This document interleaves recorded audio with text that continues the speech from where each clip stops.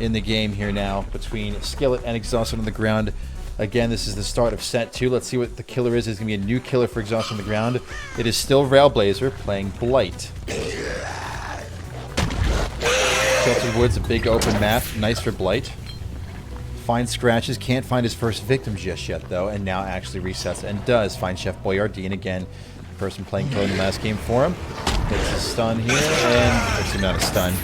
Hits and stuns himself here, but gets that first hit off. Oh boy. The totem already cleansed. We don't know what the totem was. Well, I guess I can spoil it maybe. It was Ruin. Ruin already gone for Railblazer. So good start for the survivors here as they're able to get that straight off the bat. The rest of the build's still hidden. We can obviously see Corrupt Intervention. Very long rush right there. 2 hits of the 5. 3. Almost around the wall, but not able to get it is Railblazer just yet.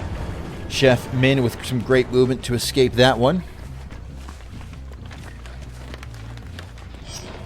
In 2 months, Dave, as we go ahead and head towards this last generator here, or this next generator here. One of the survivors already working on it, still in the area, looping around this rock a bit, but maybe making some good movement away. Not able to just yet, though. Nia's still back here. Chef Babo hiding in this corner here on that generator. Team Captain takes a hit. Looks like a second one should come through here, unless there's a pallet or a window around. But even if there is a window around, Railblazer is still able to get that hook, or that hit.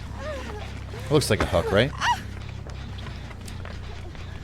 So that'll be the first point of the game, of this set, going over to Exhausted on the ground, bring them up to a 1-0 lead. No generators done just yet. I would kind of expect them to be done shortly. That is a pop goes the weasel down onto that generator. This generator is getting some progress on it as well. And again, as I mentioned, Ruin was cleansed very early on. So that's super unfortunate there. But now we know 3 of the 4 perks that the killer is running. We know that Ruin is gone, as I kind of spoiled. We saw the pop goes the weasel and Corrupt Intervention. That rock doesn't get hit. And we do see now undetectable from the Tinkerer pops up on our screen. So now we know all 4 perks. So the killer, currently undetectable. You wonder if that's being called out. The awareness is there. I'm sure that it is from a team as skilled as Skillet. Boyardeen takes a hit in the back. And Railblazer heading back to protect this hook. Maybe not. The hook unhook does come through as soon as that rush is started, which is unfortunate. Will we get a second hit on that rock? No, we won't. We'll go around the corner here. And a generator does get completed. 2-1 now for Skillet here. As the survivors get a second point. And a first point, for that matter. A hit probably does come through. Maybe not with a charge here to rush. Not going to get that hit there, though. And so that will be just 1 point still for the killer Railblazer for Exhausted on the ground as that first generator does get done. So it is 2-1 now in favor of Skillet. A good start for Skillet this time. And Railblazer clearly not as skilled on Blight as he is his Death Slinger. But we do hear a Nia hurt. Chef Babo might get caught out here. I don't know if that hits. It doesn't. Good patience to not drop the pallet, but was it worth it? Tinker does go off again. The pallet does come down a second, so it was great patience for Babo to drop the pallet. Gets the stun. The sprint burst away, but you can't sprint burst away from a Blight. And a good hit there from Lasagna. Tinker popping off yet again. So now we know there's a lot of generators getting up to that 70% mark here. Which way does Railblazer go? Does he go for the survivor that was wounded that we saw nearby, or for the generator? The answer is the generator. Will we be able to stop in time? No, but we do get a hit on a Min. So now that's all 4 survivors that are hurt right now. So yes, they've gotten 2 of the generators done. Yes, we're going to be up 4-1 in points. But all 4 survivors are hurt. This could be a power play to an extent. I pushed the wrong button. This could be a power play to an extent for Blight if we can go ahead and get a hook here. And we are on the Min in the corner, and we will get it down. Very well played there from Railblazer to get that down on the Min. And a hook will come through here. This is only the second hook of the game so far for Exhausted on the Ground's killer Railblazer. And that will get him a second point here. And those generators still continue to work right now. We've got 2 left up that are still need to be completed for the survivors to start to escape. Railblazer looking for some damage here. Chef Lasagna was able to heal up in some way, shape, or form. Now the chase begins with a survivor that isn't Lasagna. It's Babo that's going to be chased here. Probably going through that window, but actually didn't. And Babo will go down here. Unhook there for Chef Min. And Railblazer actually choosing to not hook. We can guess why. Pop goes the weasel going to be going onto this generator. And then with that hook, we will get a second charge of it. Min does get healed right away. You wonder if Boyardeen's over there to get healed as well, or if Boyardeen is on a generator. If he's on a generator, Tinker should be going off any second, so we can probably think that he's over there healing. Maybe not. The hook does come through. And there's going to be a third point now for Exhausted on the ground. And I've got to update my points as well. It should be 6 points right now for Skillet. Excuse me. Sorry that it's still sitting at 4. There's the Tinker. So now we can assume that that's the survivor that's hurt because it's Quentin.